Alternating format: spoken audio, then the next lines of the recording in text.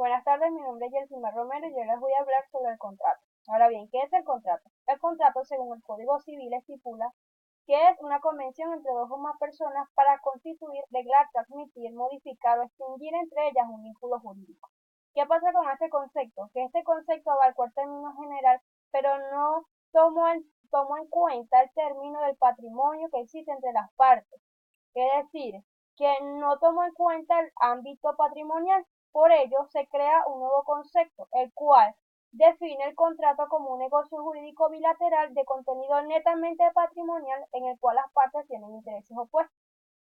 Entre sus características tenemos que es bilateral, por cuanto se requiere que para un contrato al menos hayan dos partes.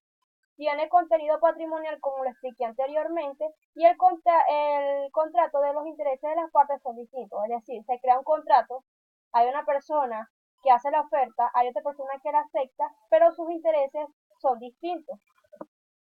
Entre su clasificación tenemos la clasificación legal, que se refiere a los contratos unilaterales y contratos bilaterales, como aquellos en el cual se ve sometida a obligación una persona o ambas. Contratos onerosos y gratuitos, contratos aleatorios y contratos conmutativos, y los contratos nominados y contratos innominados, los que se encuentran reglados en la ley y los que no se encuentran reglados en la ley. Entre las clasificaciones doctrinales tenemos los que están nombrados acá en la lámina, que son los consensuales, reales, solemnes, entre otros. Entre este podemos especificar el contrato de cumplimiento sucesivo o de tracto sucesivo y el contrato aquel que se da de manera inmediata. Están los contratos principales que no requieren la existencia de otro contrato para existir, y están los contratos accesorios que requieren de la existencia de un contrato principal para poder existir. Ahora bien, ¿cómo se forma un contrato? Entre la formación del contrato se pueden producir de dos maneras.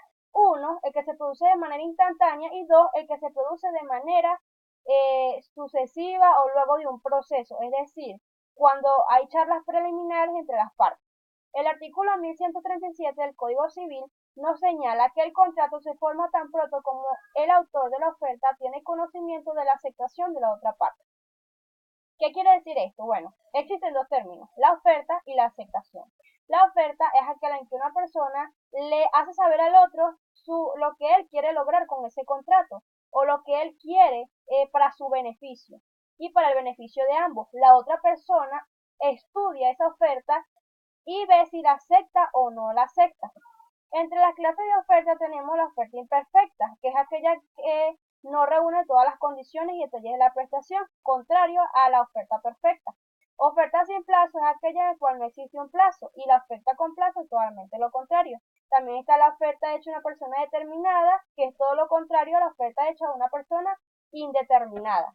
Tenemos la oferta con ejecución previa, que es cuando el contrato se perfecciona sin necesidad de que el oferente tenga conocimiento de la situación del destinatario, y la oferta sin ejecución previa, que es totalmente distinta a esta. Los requisitos de validez de la aceptación son que la aceptación debe ser libre, la aceptación debe ser pura y la aceptación debe ser manifiesta al oferente para que el contrato se perfeccione.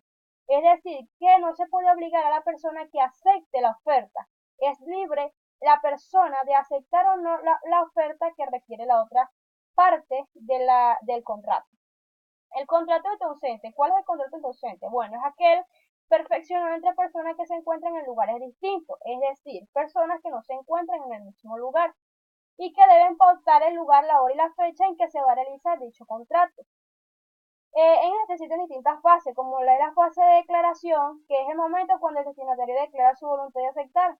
Está la fase de expedición o emisión, que es el momento en el cual el destinatario remite al oferente su declaración. La fase de recepción y la fase de conocimiento. Esta última es el momento en el que el oferente conoce, se entera de la aceptación del destinatario. Entre los elementos del contrato tenemos los elementos esenciales para su existencia y para su validez. Está el consentimiento, que tiene que haber un consentimiento de partes, tiene que haber un objeto, tiene que haber una causa.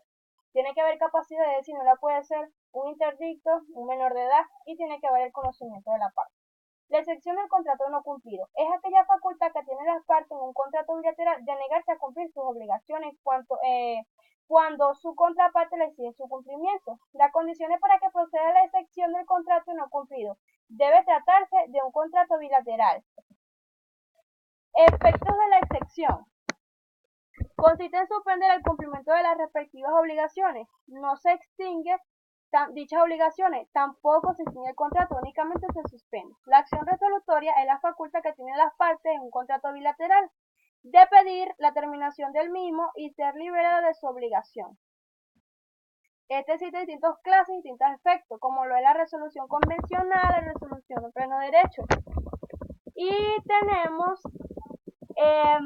los efectos, que es la terminación del contrato bilateral. Con la resolución se extingue el contrato y se considera terminado. No en ese momento de la resolución, sino desde el momento anterior a la contratación. Teoría del riesgo. La teoría del riesgo en los contratos bilaterales se encuentra consagrada en el artículo 1271 del Código Civil. El deudor será condenado al pago de los daños y perjuicios.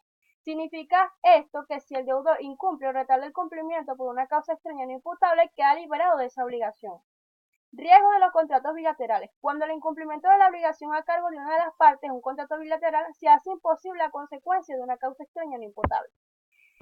El contrato es una convención o un acuerdo entre las partes que se realiza, cuyo beneficio será para ambos o no puede ser en caso de ser unilateral, y cuyos intereses son individuales. Gracias.